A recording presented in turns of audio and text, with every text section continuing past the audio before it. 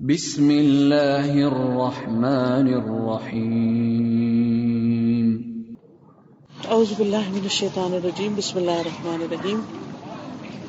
اللہ تعالیٰ نے جو انسانوں کو پیدا کیا ہے اپنی عبادت کے لیے، تو اس عبادت کی جو بہترین صورت ہمیں نظر آتی ہے وہ پیغمبروں کے اندر نظر آتی ہے۔ جتنے بھی پیغمبر آئے ہیں، ابراہیم علیہ السلام ہو، موسیٰ علیہ السلام ہو، عیسیٰ علیہ السلام ہو، محمد صلی اللہ علیہ وسلم ہو، جو بھی، ان کی عبادت کے مختلف طریقے تھے۔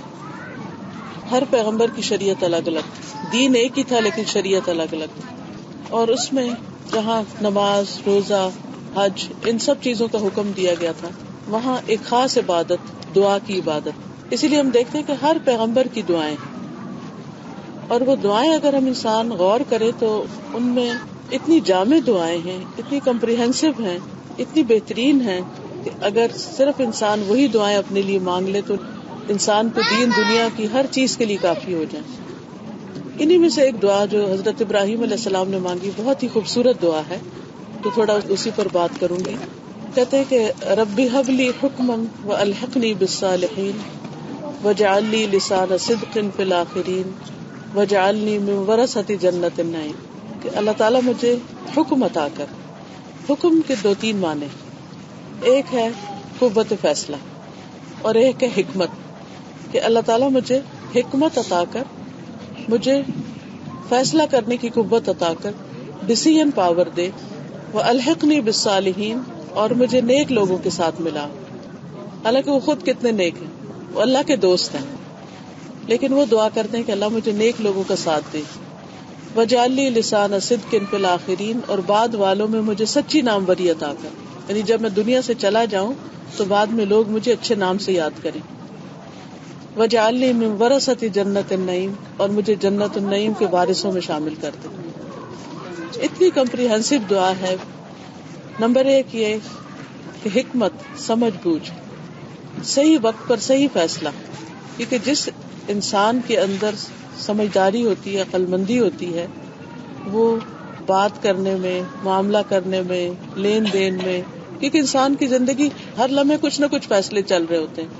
مثال کے طور پر میں یہاں بیٹھوں یا وہاں بیٹھوں، یہ بھی ایک فیصلہ ہوتا ہے۔ ملوں تو کس سے ملوں، کسی سے بات کروں تو کیا بات کروں، کسی کے ساتھ کوئی تعلق رکھوں تو کیسا رکھوں، گھر کے اندر ہسبینڈ وائف کے بیچ میں چھوٹی چھوٹی بات میں کتنی بات بولنی، کیا کہنا ہے کیا نہیں کہنا، بہن بھائیوں کے ساتھ، شادی سے پہلے، شادی کے بعد، بزنس میں، مختلف چیزوں میں ہر وقت انسان فیصلے کر رہا ہوتا ہے۔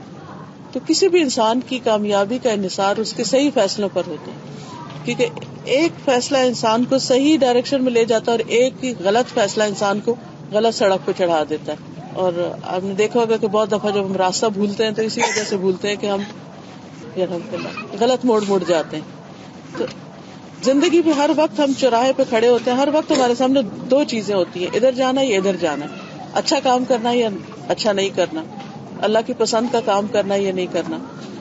تو ہر وقت انسان کے اندر بھی ایک اسٹرگل چل رہی ہوتی ہے، خیر اور شر انسان کے اندر بھی ہوتا ہے۔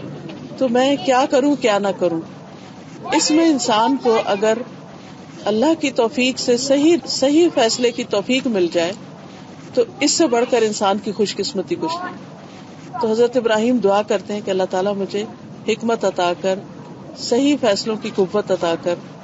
دوسری چیز جو انسان کی کامیاب زندگی کے لیے ضروری ہے وہ ہے اچھا ساتھ، اچھے لوگ، نیک لوگوں کا ساتھ، نیک لوگوں کی دوستی، کیونکہ جب انسان ان کے ساتھ ملے گا تو وہ آپ کے بارے میں اچھا گمان کریں گے، وہ آپ پر اعتماد کریں گے، وہ آپ کو دھوکے میں نہیں رکھیں گے، آپ کے ساتھ خیانت نہیں کریں گے، آپ کے ساتھ ملیں گے تو محبت سے ملیں گے۔ اگر آپ پھسلنے لگیں گے، بھٹکنے لگیں گے تو آپ کو پکڑیں گے، آپ غلط کریں گے تو آپ کو صحیح مشورہ دیں گے۔ تو ایسی کمپنی دنیا میں جنت سے کم نہیں، کیونکہ دنیا میں انسان انسانوں سے الگ ہو کے کسی جزیرے میں نہیں رہ سکتا، اسے لوگوں میں ہی رہنا ہوتا ہے، یہ اس کی نیڈ ہے، اس کی ضرورت ہے۔ لیکن وہ کن لوگوں میں رہتا ہے، کیسے لوگوں کے ساتھ اس کی دوستی ہے، اٹھنا بیٹھنا ہے، تعلق ہے، اسی سے وہ خود بھی پہچانا جاتا ہے۔ کیونکہ ہر انسان کی چوائس، دوستوں کی چوائس اس کی اپنی ہوتی ہے کہ وہ کن کے ساتھ ملے اور کن کے ساتھ نہ ملے۔ تو ان کی دعا تھی کہ اللہ تعالیٰ مجھے نیک لوگوں کی دوستی عطا کرے۔ ہم یوسف علیہ السلام کی مثال میں دیکھتے ہیں کہ ان کو اللہ تعالیٰ نے دنیا کی دولت بھی دی، بادشاہت عطا کی، نبوت عطا کی، لیکن جب سب کچھ مل گیا، پیک پہ پہنچ گئے، تو انہوں نے جو دعا مانگی وہ بہت ہی خوبصورت ہے. فاطر السماوات والارض انت ولی فی الدنیا والآخرہ توفنی مسلما والحقنی بالصالحین. کہ زمین و آسمان کے پیدا کرنے والے، تو ہی میرا دوست ہے، تو مجھے اسلام کی حالت میں فوت کرنا اور نیک لوگوں کے ساتھ ملانا. یعنی دنیا میں بھی میری ایسی کمپنی اور آخرت میں بھی مجھے نیک لوگوں کا ساتھ نصیب. زمزم پی کے انسان کی دعا قبول ہوتی ہے. تو خطیب بغدادی جب مکہ گئے اور حج کیا تو انہوں نے زمزم پی کر جو دعائیں کی، ان میں سے ایک دعا یہ تھی کہ اللہ مجھے مرنے کے بعد بشر الحافی کے پہلو میں جگہ ملے، یعنی میری قبر ان کے ساتھ بنے، کہ نیک لوگوں کے ساتھ دفنایا جاؤں اور انہی کے ساتھ قیامت کے دن اٹھایا جاؤں، کیونکہ وہ اس وقت کے بہت بڑے زاہد اور بہت نیک شخص تھے. تیسری دعا جو انہوں نے مانگی کہ وجعل لی لسان صدق فی الآخرین، کہ مرنے کے بعد میرا ذکر خیر ہو.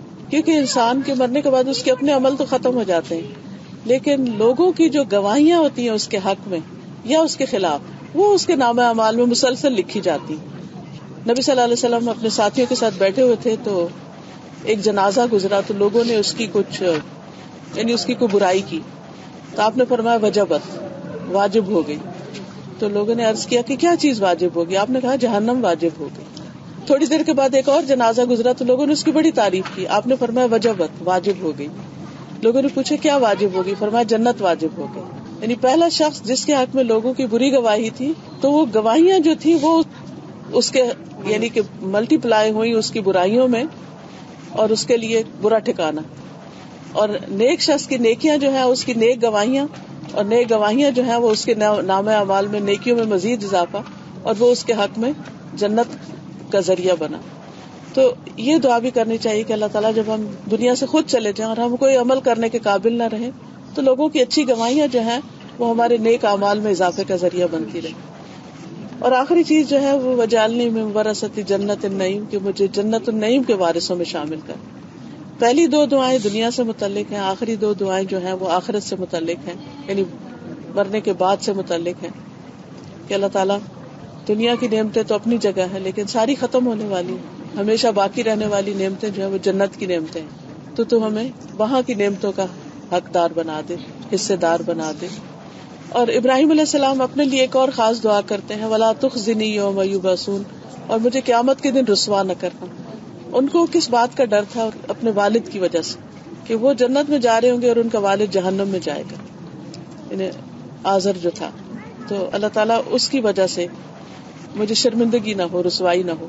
کیونکہ ماں باپ کی نیکیاں بھی نیک نامی کا سبب بنتی ہیں اولاد کے لیے، اور ماں باپ کی خرابیاں بھی اولاد کے لیے شرمندگی کا باعث بنتی، دنیا میں بھی ذلت کا بعض اوقات باعث بنتی ہے اور آخرت میں بھی. تو اللہ سبحانہ وتعالی ہم سب کے حق میں یہ دعائیں قبول کرے، ہمیں بہترین سمجھ بوجھ عطا کرے، ہمیں نیک لوگوں کا ساتھ عطا کرے، مرنے کے بعد ہمارے حق میں اچھی گواہیاں ہوں، اور ہمیں جنت الفردوس کے وارثوں میں شامل کرے. آخر دعوانا الحمدللہ.